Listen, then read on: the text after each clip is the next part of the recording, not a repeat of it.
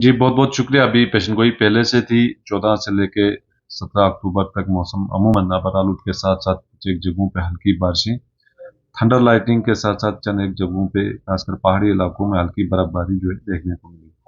फिलहाल चंद एक जगहों पे बारिशें अभी चल रही है, जम्मू डिवीज़न के अंदर भी और यहाँ वैली में भी, और कुछ एक पहाड़ी इलाकों में हल्की बर्फबारी जो है वो हो रही है। फिलहाल आज पूरा दिन भर मौसम क्लाउडी रहेगा, हल्की बारिशें इंटरमिटेंटली और पहाड़ी इलाकों में हल्की बर्फबारी के चांसेस दिन भर लग रहे हैं। तो कल से जो है मौसम खासकर दोपहर के बाद मौसम खुलने के चांसेस हैं और लगभग 24 अक्टूबर तक मौसम अमूमन ठीक रहने के चांसेस हैं। ओकेजनली क्लाउडी हो सकता है, लेकिन कोई मेजर स्पेल या बारिशों का कोई इम्कान नहीं है। वेदर एक्टिविटी कल से कम हो जाएगा और इसी बीच हार्वेस्टिंग वगैरह और सेल्फ स्टोरेज अकॉर्डिंगली कर सकते हैं। तो लगभग बीच में लगभग एक हफ्ते का जो पीरियड है उस बीच हार्वेस्टिंग वगैरह कर सकते हैं।